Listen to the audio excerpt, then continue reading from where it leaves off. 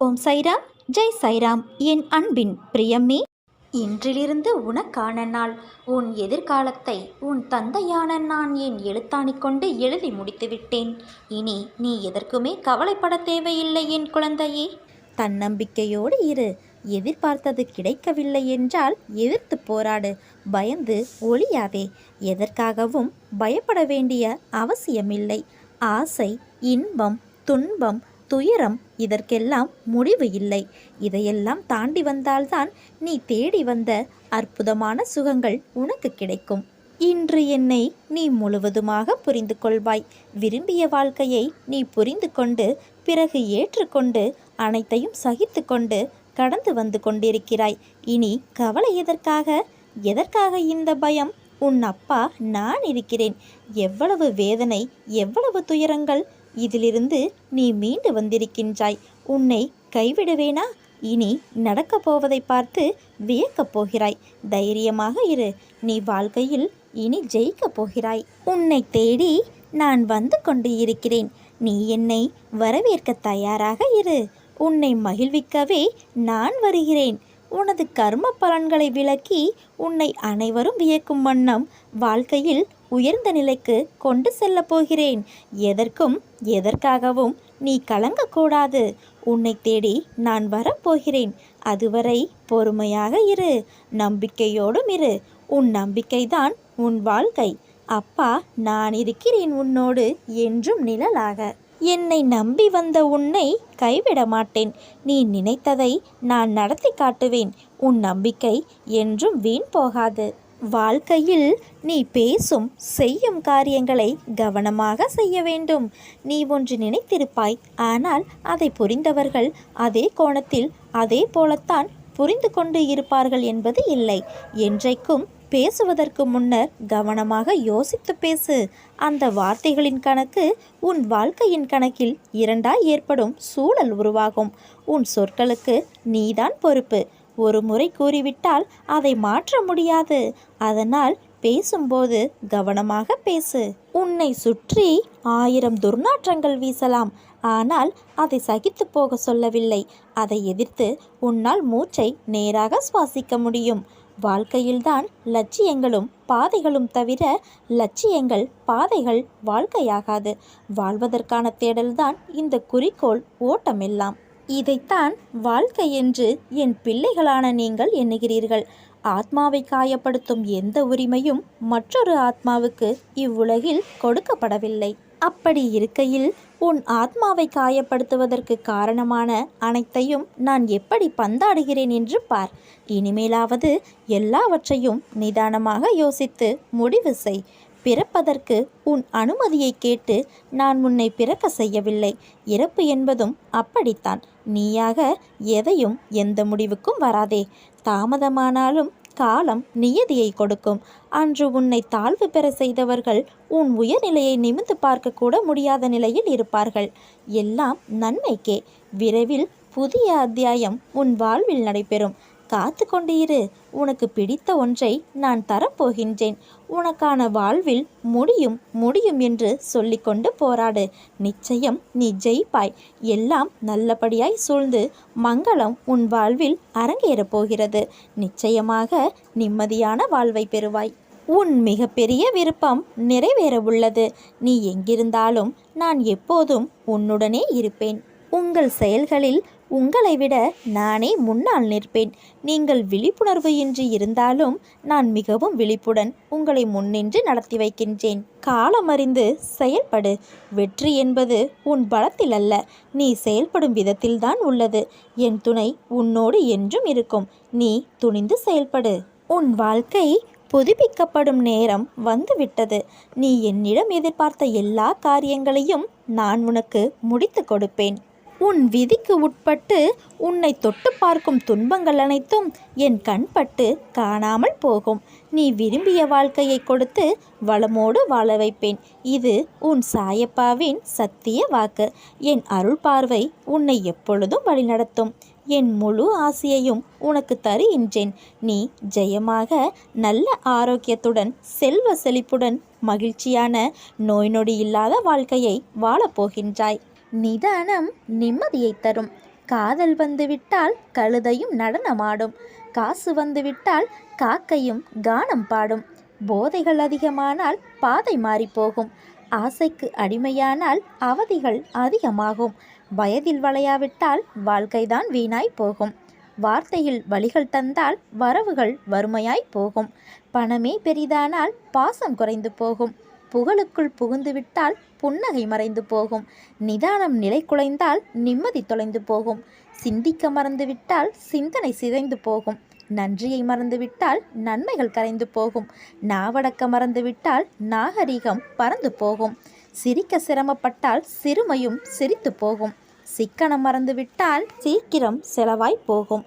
அளவுக்கு அதிகமானால் அன்பு வாசம் அலைந்து போகும், மனிதனாய் வாழ்ந்துவிட்டால் மனமே மாலை போடும், உண்மையாய் வாழ்ந்துவிட்டால் உலகமே உன் கவிதை பாடும். உனது வாழ்க்கையை பற்றி அதிகமாக யோசிக்க வேண்டாம். உனது முடிவு சரியானது என புரிந்து கொண்டு நம்பிக்கையுடன் முன்னேறி செல். வாழ்க்கையில் பல வாய்ப்புகள் வரும், ஆனால் சில வாய்ப்புகள்தான் வாழ்க்கையையே தரும். வாய்ப்புகளை ஒரு பொழுதும் நழுவ விடாதே. உனக்காக நான் இருக்கும் பொழுது நீ எதற்காக அழுகிறாய்? என் கண்மணியே, உனக்கு நன்மைகளை வாடிக்கையாகவே நான் செய்து தரும் பொழுது துன்பத்தை நினைத்து நீ புலம்புவது வேடிக்கையாக அல்லவா தெரிகிறது? இமைப்பொழுது உன்னை நான் கைவிட்டேன், நீ பெரும் துன்பத்தில் சிக்கிக் கொண்டாய். இனி ஒரு பொழுதும் உன்னை விட்டு விலக மாட்டேன். இன்று முதல் உனக்கு சோதனை விலகியது என்பதை உணர்ந்து ஆறுதல் கொள். இழந்தது இழந்ததாகவே இருக்கட்டும். நான் இனி தரும் ஆசீர்வாதங்களை எண்ணிப்பார். உனக்கு சொத்து சுகங்கள் மிக வேகமாக வளரும், மக்களும் உறவுகளும் அதிகமாவார்கள். உன்னை நம்பி உன் உதவிக்காக காத்திருப்பவர்களின் எண்ணிக்கையும் அதிகமாகும். நீ நினைத்ததெல்லாம் நடக்கும், தொட்டது எல்லாம் துலங்கும். ஏனெனில் உன்னை கைப்பிடித்து நடத்தி கொண்டு போகிறவர் உன் தந்தையாகிய இந்த சாயி அல்லவா? அவரால் உன்னை மறந்திருக்க முடியுமா அல்லது மறந்துவிடத்தான் முடியுமா? பொறுமை மிகவும் கசப்பாகத்தான் இருக்கும், ஆனால் அதன் பயனோ மிகவும் இனிமையாக இருக்கும். நீ என்மேல் மாறாத நம்பிக்கையும் நீடித்த பொறுமையும் கொண்டிரு. உன் வாழ்வில் அனைத்தும் ஜெயமாகும். நீ எதற்காகவும் பிரார்த்தனை செய்ய வேண்டிய அவசியமில்லை. உன் கவனம் என் மீது இருக்கட்டும். நான் உன்னை கவனித்துக் கொள்கிறேன். பக்தன் தன் முன்னிலையில் இருந்தாலும் நூற்றுக்கணக்கான மைல்களுக்கு அப்பால் இருந்தாலும் பாபாவின் அன்பின் வேகமும் சக்தியும் ஒன்று போலவே இருக்கும். அவரது திருவருள் வெளிவருவதற்கு பக்தன் முறையாக பிரார்த்தனை செய்ய வேண்டிய அவசியமில்லை. ஆனால் ஒருவர் பாபாவின் அருளொளி வீசும் வட்டத்தினுள் நுழைந்து விடட்டும், அதாவது பாபாவின் மீது அசைக்க முடியாத நம்பிக்கை வைக்கட்டும். பின்னர் எங்கே அலைந்து திரிந்தாலும் தமது ரட்சிக்கும் தன்மையான கிரணங்களை பொழிந்து அருள் புரியும் ஷீரடி இறைவனின் சக்தியை உணர முடியும். பாபா உடலுடன் வாழ்ந்த காலத்தில் ஷீரடியில் அமர்ந்தவாறு தனி ஒருவராக பம்பாய், பூனா உட்பட நாட்டின் பல்வேறு பாகங்கள் எங்கும் உள்ள ஆயிரக்கணக்கான பக்தர்களின் தேவைகளையும் நல்வாழ்வையும் பாபா கவனித்து வந்தது நன்கு விளங்கியது. இன்றும் நம்பிக்கையுடன் அழைக்கும் பக்தன் முன் பாபா தோன்றுகிறார். இதுவே தெய்வீகத்தின் அறிகுறி. உன் கவனம் என் மீது இருக்கட்டும், நான் உன்னை கவனித்துக் கொள்கிறேன் என்று பாபா கூறியுள்ளார். நமது சிந்தனையெல்லாம் பாபாவை பற்றியதாக இருக்கும்போது மற்ற எதை பற்றியும் பக்தன் கவலை கொள்ள தேவையில்லை. பாபாவை வணங்கும் பலருக்கு வழி தெரியவில்லை, அதனால் மனது அலைப்பாய்கிறது. இங்கு சென்றால் நன்மை நடக்குமா, அங்கு சென்றால் நன்மை நடக்குமா என்று பாபா ஆலயங்களையே பேதப்படுத்தி பார்க்கும் உணர்வுக்கு வந்து விடுகிறார்கள். பாபா எல்லா இடங்களிலும் நீக்கமற நிறைந்து இருப்பவர். அவரது அருளை எல்லா இடங்களிலும் உங்களால் பெற்றுக்கொள்ள முடியும். ஆனால் நீங்கள் அதற்கு தயாராக இருப்பதில்லை. யார் மூலமாவது எதையாவது கேள்விப்பட்டால் உடனே அங்கு ஓடி காரியத்தை நிறைவேற்றிக் கொள்ள முற்படுகிறீர்கள். இருந்த இடத்திலிருந்தே உணர்வோடு ஒன்றி கதறி பாருங்கள். பாபாவின் அருளை பெற பதற்றப்படுங்கள், அவசரம் காட்டுங்கள். முழு மூச்சோடும் ஒரே மனதோடும் அவரை தியானம் செய்யுங்கள். அப்போது வேண்டியது விரைவில் கிடைக்கும். பாபா உங்களுக்கு தராத ஒன்றை வேறு எங்கும் சுலபத்தில் உங்களால் பெற இயலாது என்பதை பலரின் அனுபவ தொகுப்புகளின் அடிப்படையில் தெரிவிக்க நான் கடமைப்பட்டிருக்கிறேன். எல்லாவற்றிற்கும் ஒரு காலம் வரும் என காத்திருந்த உனது பொறுமைக்கும் நம்பிக்கைக்கும் இனி புதையல் கிடைத்தது போன்ற உனக்கான எல்லாம் வரிசையாய் வந்து குவியப் போகிறது என் செல்வமே. நீ வேண்டியது இன்னும் நிறைவேறவில்லை என்ற ஆதங்கத்தில் என்னிடம் உனக்கு கோபம். ஏதேதோ பேசுகிறாய். உனக்கு நான் மட்டுமா குழந்தை? கோடான கோடி குழந்தைகள் உனக்கு. நான் இல்லை என்றால் உனக்கென்ன கவலை என்கிறாய்? தயவு செய்து இந்த வார்த்தைகளை இனி உபயோகப்படுத்தாதே. தாய்க்கு எத்தனை குழந்தைகள் இருந்தாலும் எல்லோரும் சமமே. நான் உன் தாய் அல்லவா? நான் பொறுக்கி எடுத்த வைரங்களில் நீயும் அடக்கம். உனது வேண்டுதல் கண்டிப்பாக நிறைவேற்றப்படும். அதற்கான காலம் கைகூடி வந்துவிட்டது என் செல்வமே. அதுவரை கொஞ்சம் அமைதியாக இரு. உனது அனைத்து காரியங்களையும் நானே முன்னின்று நடத்துவேன். உனக்கும் மாற்றம் வரும். சகலத்தையும் உன் சாய் தேவா உனக்கு புதிதாக்கி காட்டுவேன். உனது தொழிலில் நஷ்டத்தை பொருட்படுத்தாதே. உனக்கு இதோ உதவுவதற்காக உன் சாய் தேவா இருக்கிறேன். என்னவெல்லாமோ செய்து பார்க்கிறேன். ஆனாலும் எல்லாமே தோல்வியில் முடிகிறது. இந்த தோல்வியின் பிடியிலிருந்து என்னால் மீண்டு வர இயலவில்லை என்று நீ புலம்புகிற புலம்பலை பொறுக்க முடியாமல் இதோ நான் புறப்பட்டு வந்துவிட்டேன். இழந்து போனவற்றை பெறுவதற்கும் வாழ்வில் முன்னேறுவதற்கும் ஒரு ஆலோசனை சொல்லட்டுமா? தெரிந்து கொள். உன்னை பொறுத்தவரை இந்த உலகம் ஒரு கோமாளிகளின் கூடாரம். யாருக்காகவும் எதற்காகவும் விட்டு கொடுத்து தோல்வியை மட்டுமே பரிசாக பெறுவதற்காக நீ பிறக்கவில்லை. எல்லாவற்றையும் ஜெயிக்க பிறந்திருக்கிறாய். கோடி கோடியாக கருவணுக்கள் உள்ள தாயின் கருமுட்டையை தனக்குரியதாக ஆக்கிக்கொள்ள களமிறங்கிய போது அனைத்தையும் தோற்கடித்து ஜெயித்தது நீ அல்லவா? உணர்வுகளும் உறுப்புகளும் உருவாகாத அந்த காலத்திலேயே கோடி பேர்களை ஜெயித்த நீ இப்போதோ இந்த நிலையிலா ஒரு சிலரிடம் தோற்கப் போகிறாய்? நிச்சயமாக தோற்க மாட்டாய் என்பதை தெரிந்து கொள். நீ கோழை அல்ல.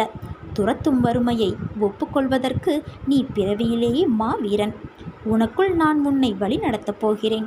அப்படியிருக்க தோல்வி என்பது இனி உனக்கேது? என் ஆலயத்திற்கு வா. வந்து மனதார என்னிடம் பேசி என்னை உன்னோடு கூட்டிச் செல்.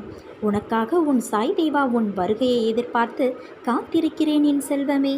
உனது வருகைக்காக உன் சாய் தேவா நான் வழிமேல் விழி வைத்து எனது துவாரகாவில் காத்திருக்கிறேன். என்னை ஏமாற்றி நீ அலட்சியம் செய்து விடாதே என் தங்கமே.